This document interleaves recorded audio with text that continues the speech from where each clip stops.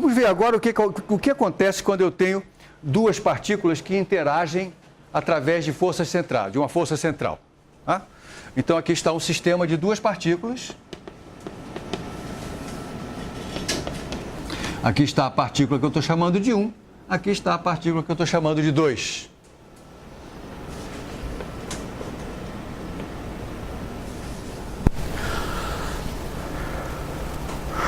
E eu vou desenhar aqui um vetor que é a diferença entre R2 e R1. Esse vetor aqui. Esse vetor eu vou chamar de R e ele é R2 menos R1. Confira. Eu somando R1 com esse vetor, eu tenho R2. Então, está certo.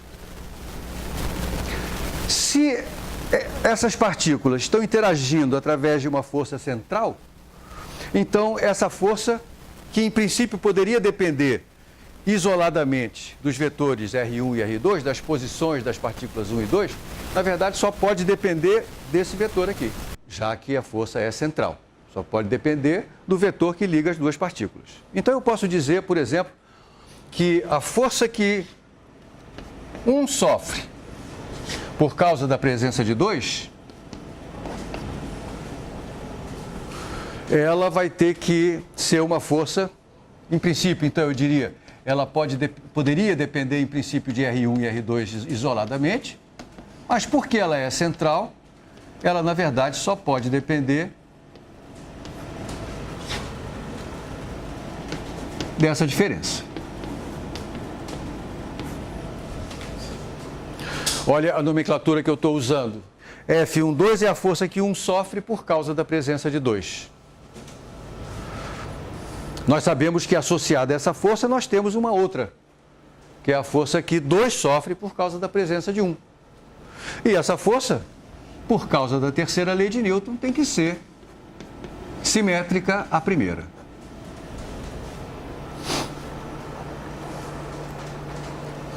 Claro, a interação gravitacional é uma interação dessas. Só com o exemplo disso que eu estou falando aqui, ó, imagine que 1 e 2 são duas estrelas de um sistema binário. Se 1 e 2 são estrelas de um sistema binário, cujas massas são M1 e M2, então a força que a estrela que eu estou chamando de 1 sofre por causa da presença de 2 vai ser G, M1, M2, dividido por R2 menos R1 ao quadrado, em módulo, e que vai ter que direção? Aqui está o módulo, qual é a direção que eu vou botar aqui? Menos R chapéu. Todo mundo acompanha isso? Então tem um sinal de menos aqui, e aqui tem um R chapéu. Lembrando que esse R chapéu, ele é R2 menos R1, dividido pelo módulo de R2 menos R1. Então, muitas vezes você vai ver essa força escrita assim, ó. Eu simplesmente substituí o R chapéu pela conta que o calcula, que é vetor R2 menos R1 dividido pelo módulo desse vetor. Legal. Então, isso é apenas um exemplo um caso particular desse caso que eu estou descrevendo de uma forma bastante geral aqui. Vamos imaginar agora que eu escolha, por exemplo, a partícula 1 como origem do meu sistema de referência.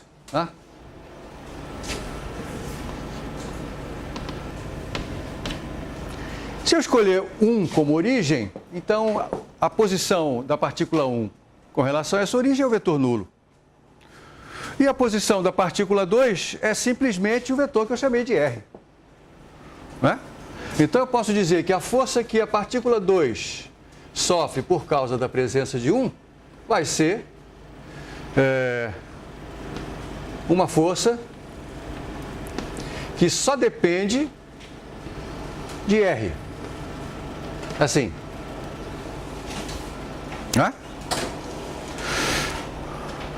E agora eu vou supor que essa força seja conservativa. Na verdade, esse R, nesse caso, como R1 é nulo, isso aqui é simplesmente R2, que eu tinha chamado antes. Né? Ora, se essa força é conservativa, eu sei que eu posso obtê-la como menos o gradiente de uma energia potencial. Eu vou escrever assim, ó, isso aqui é menos o gradiente de uma função energia potencial que depende do R2.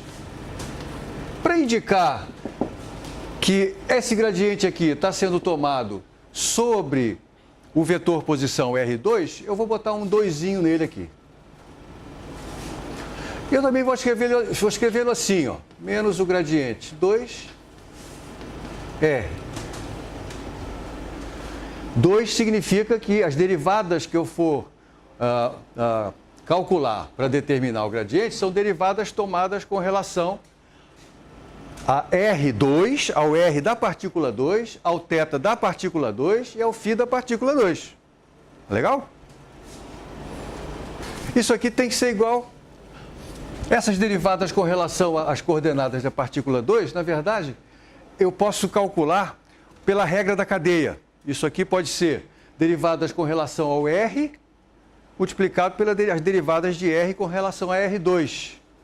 Como o R é o próprio R2, para calcular o R aparece o R2 na frente, essas derivadas vão ser todas 1. Não é? Então, isso aqui pode também ser expresso, como eu falei antes, como gradiente 2, usando só a variável R2. Por outro lado, se eu tomar a derivada de U, eu estou esquecendo de escrever o nome da função aqui, desculpa. Se eu tomar a derivada de U de R, agora com relação às coordenadas da partícula 1, usando a mesma ideia de regra da cadeia, o que vai acontecer? Ora, eu tomo a derivada de U com relação ao R. Essa derivada é a mesma, quer eu use as coordenadas da partícula 2 ou da partícula 1. U depende de R da mesma forma. Mas quando eu tomar a derivada de R com relação ao R da partícula 1, vai aparecer um sinal de menos. Então, a regra da cadeia implica em que esses dois gradientes são ligados por um sinal de menos. Assim, ó. Tomar o gradiente com relação às coordenadas da partícula 1 é a mesma coisa que tomar o gradiente com relação às coordenadas da partícula 2, exceto pelo sinal. Simplesmente pela regra da cadeia. Não é? Ora, acontece que essa força aqui, pela terceira lei de Newton, é a mesma coisa que menos F12. Então, eu posso dizer, essa é a síntese, que F21, que é menos o gradiente relativo às coordenadas da partícula 2, da função U de R, que, por sua vez, é igual, esse lado daqui, né? Ao gradiente relativo às coordenadas da partícula 1 de U de R, que é, por sua vez, igual a menos F12. Esta igualdade é a terceira lei de Newton, isto igual a isto. Esta igualdade se deve à regra da cadeia. Logo, nós podemos calcular a força que 1 sofre por causa da presença de 2, que é esse termo que aqui está, simplesmente por uma expressão análoga à expressão que eu usei para calcular a força que 2 sofre, tomando o gradiente da mesma função U, só que o gradiente com relação a coordenada diferente. Síntese disso que eu estou falando aqui. Para exprimir as forças de interação entre duas partículas que interagem por uma força central, eu só preciso definir uma energia potencial. E não uma energia potencial para cada uma. Uma energia potencial sozinha, só um termo, dá conta das duas forças. Para obter uma das forças, eu derivo com relação... Derivo quer dizer tomo o gradiente, né? Tomo o gradiente com relação às coordenadas de uma das partículas. Para obter a força sobre a outra, tomo o gradiente com relação às coordenadas desta outra partícula, sempre lembrando de botar o sinal menos depois. Então, basta uma energia potencial para que a gente obtenha as duas forças. É exatamente o que acontece no caso gravitacional. Você sabe que para uma força dessas, a gente pode definir uma energia potencial que vai depender do módulo de R2 menos R1. Não é? E você vê que, porque depende do módulo de R2 menos R1, quando eu tomo o gradiente com relação a R2, por exemplo, e uso a regra da cadeia, aqui não muda o sinal. Mas se eu tomo o gradiente com relação a R1, porque tem um sinal de menos, a regra da cadeia me obriga a trocar o sinal. Portanto, aí estão as duas forças, o par de ação e reação, que obedece à terceira lei de Newton. Ou seja, uma expressão da energia potencial dá conta da origem às duas forças de interação. Da maneira como eu escrevi a energia potencial, que não está escrita aqui na aula passada, nós tínhamos feito uma escolha de zero. A escolha de zero era com a distância infinita, porque aí a força de interação também vai a zero. Em geral, quando nós temos forças de alcance infinito, torna-se prático escolher o zero de energia potencial à distância infinita. Isso continua válido aqui. Agora, de fato, do ponto de vista físico, isso é irrelevante. É importante você se acostumar com a ideia de que o valor da energia potencial não tem nenhum significado físico. Isso é uma coisa que às vezes você esquece, né? O que tem significado físico é a diferença de valores entre energia potencial em dois pontos ou as derivadas da energia potencial. Ela mesmo, o valor dela mesmo, posso botar qualquer um, né? Já comentei com você uma resposta que eu dei a uma prova, eu sempre falo isso. Assim, porque o professor não tomou cuidado, perguntou qual era o valor da energia potencial, sem dizer onde é que ele estava escolhendo a origem, eu disse que era zero, né? E ele foi obrigado a dar certo na minha questão, porque o valor aí não tem significado físico. Esse resultado que a gente acabou de ter, nós vamos generalizar para um sistema de várias partículas. E esse é o nosso objetivo final de hoje. Mas antes disso, vamos fazer algumas aplicações dessas ideias. Uma delas vai ser a gente obter um resultado clássico para o que acontece em colisões ditas elásticas. Mas antes disso, eu posso escrever, por exemplo, uma generalização do teorema do trabalho e da energia cinética para forças que interagem, para partículas, que interagem através de uma força central. Então, teorema, trabalho e energia para esse caso.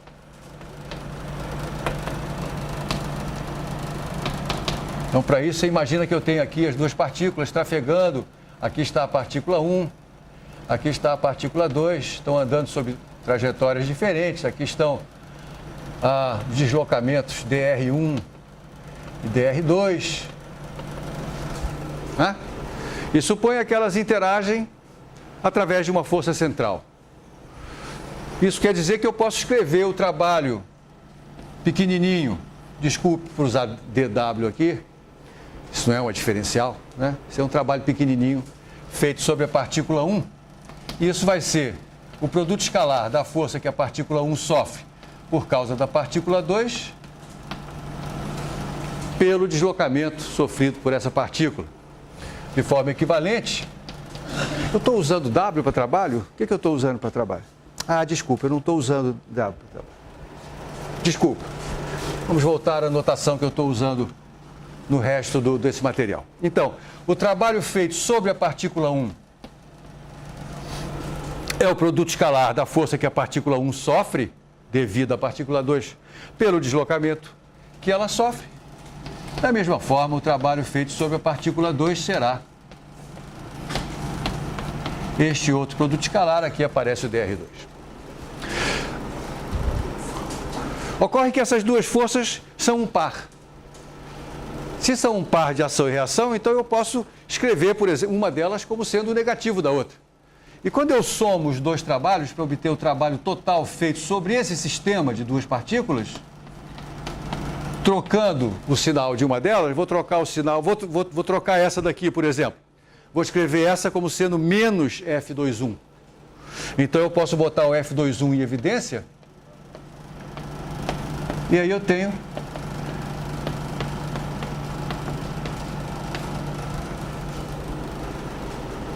Isso que aqui está.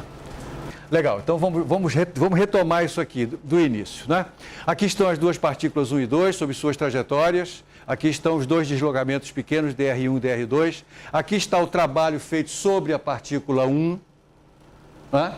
Pelo teorema do trabalho de energia cinética aplicado à partícula 1. A variação de energia cinética dessa partícula é o trabalho. Então, o trabalho está aqui, isso aqui é a variação de energia cinética.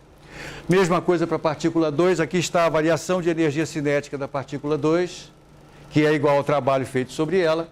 Aqui está a variação da energia cinética do sistema como um todo, né? Que é, como eu escrevi F12 usando a terceira lei de Newton, é esse produto escalar aqui. Isso é F21,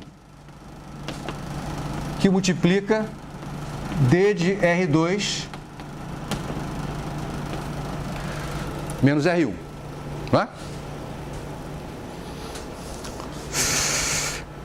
Legal. Acontece que eu posso escrever essa força como o gradiente de uma energia potencial. Aliás, está escrito em algum canto ali. Então, eu posso dizer que essa variação da energia cinética do sistema de duas partículas é menos o gradiente da energia potencial, que é uma função de R2 menos R1. Aqui é a força sobre a partícula 2. Então, o gradiente é relativo às coordenadas da partícula 2.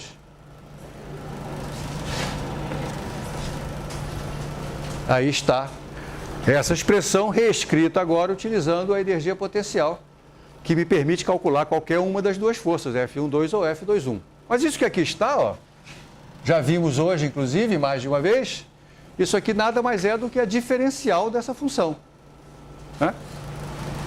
Então, isso aqui é menos a diferencial da função U. Produto do gradiente pelo deslocamento infinitesimal. Você passa isso para o outro lado, você tem que a diferencial de T mais U tem que ser zero, o que significa que T mais U é constante. Então, a partir do teorema do trabalho de energia cinética aplicado a cada uma das duas partículas que interagem através de uma força central, eu cheguei a um resultado, é uma generalização do resultado que eu tinha obtido antes para uma partícula só. Isso aqui é a energia mecânica do sistema formado por duas partículas. O interessante desse resultado é que esse termo que aqui está é um termo só para as duas partículas. O termo de energia cinética eu posso separar em duas partes. Isso aqui é a energia cinética da partícula 1 somada com a energia cinética da partícula 2. Mas a energia potencial é uma parcela só. Isso não é óbvio, né? Isso só é verdade porque as duas forças atendem à terceira lei de Newton e elas podem ser obtidas da mesma energia potencial através de gradientes tomados com relação às coordenadas de uma ou de outra, tá?